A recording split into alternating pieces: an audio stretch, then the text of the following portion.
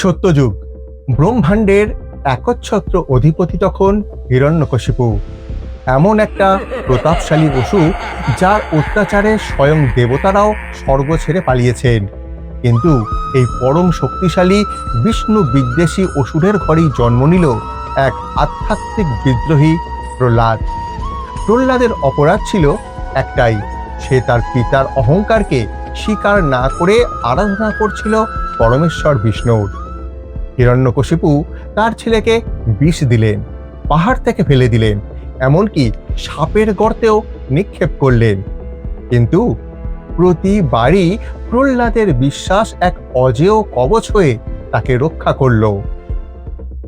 দণ্ডবত প্রণাম সুধী ভক্তবৃন্দ, আজ আমরা এক গভীর আধ্যাত্মিক ঘটনা উন্মোচন করতে যাচ্ছি যে কেন আজও বলা হয় যে নৃসিংহদেবকে আলাদা করে ডাকার কোনো দরকার নেই, কেবল প্রহ্লাদের মতো হও। কেন ভগবানকে অর্ধ সিংহ এবং অর্ধ মানব রূপে একটা জড়স্তম্ভ থেকে বেরিয়ে আসতে হলো। আজকের এই বিস্তারিত প্রতিবেদনে এই তথ্যের ভিত্তিতে বিশ্লেষণ করব যে কেন ভক্তের আরাধনাই হলো ভগবানের শ্রেষ্ঠ আরাধনা।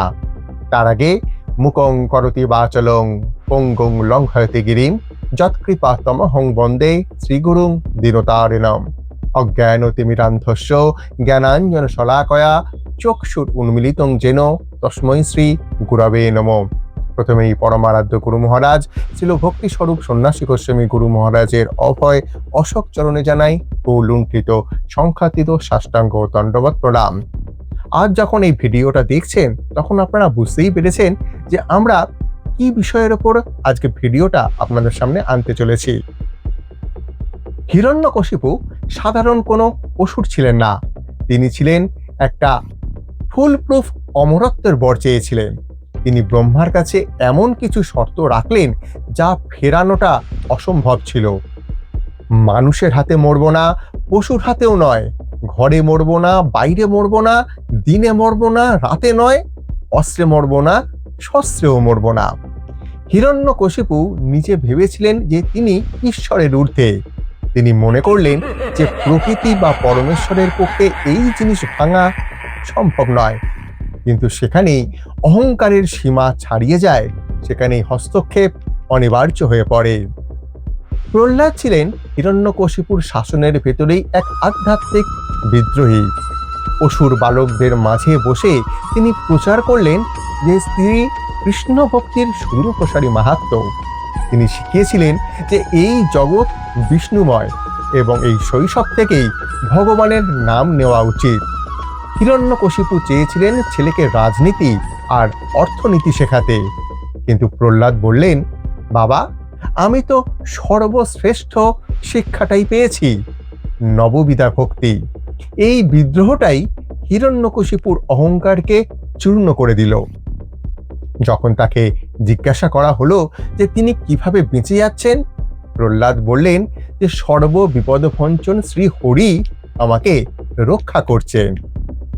হিরণ্যকশিপু চিৎকার করে জিজ্ঞাসা করলেন যে তোমার ভগবান কোথায়? প্রহ্লাদ শান্ত করে বললেন, তিনি সব জায়গায় তো আছেন, তোর এই পাথরের স্তম্ভেও কি আছে? প্রহ্লাদ তখন উত্তর দিলেন, হ্যাঁ। হিরণ্যকশিপু সেই স্তম্ভে প্রচন্ড একটা পদাঘাত করলেন। ঠিক সেই মুহূর্তে ওই স্তম্ভ বিদীর্ণ করে প্রকট হলেন শ্রী নৃসিংহদেব। তার মূর্তিটা ছিল বড় অদ্ভুত, অর্ধ সিংহ এবং অর্ধ মানব, যা ব্রহ্মার বরের কোনো শর্তই লঙ্ঘন করেনি। তিনি হিরণ্যকশিপুকে বধ করলেন চৌখাটে বসে, না ঘরে না বাইরে, গোধূলি বেলায়, মানে না দিনে না রাতে, এবং নখ দিয়ে, যা অস্ত্র বা শস্ত্র দিয়ে নয়। আমাদের শাস্ত্রে একটা অত্যন্ত গোপন কথা বলা হয়েছে, ভগবানের আরাধনা হচ্ছে ভগবানের ভক্তের আরাধনা শ্রেষ্ঠ। পদ্মপুরাণে শিব পার্বতীকে বলছেন যে মম প্রিয় পার্বতী, সমস্ত প্রকার আরাধনার মধ্যে বিষ্ণু আরাধনা হচ্ছে শ্রেষ্ঠ, কিন্তু তার চেয়েও শ্রেষ্ঠ হলো বিষ্ণুর ভক্তের আরাধনা। শ্রী নৃসিংহদেব অভক্তের কাছে সাক্ষাৎ মৃত্যু বা কালস্বরূপ, কিন্তু ভক্ত প্রহ্লাদের কাছে তিনি পরম করুণাময় এবং অভয়প্রদ।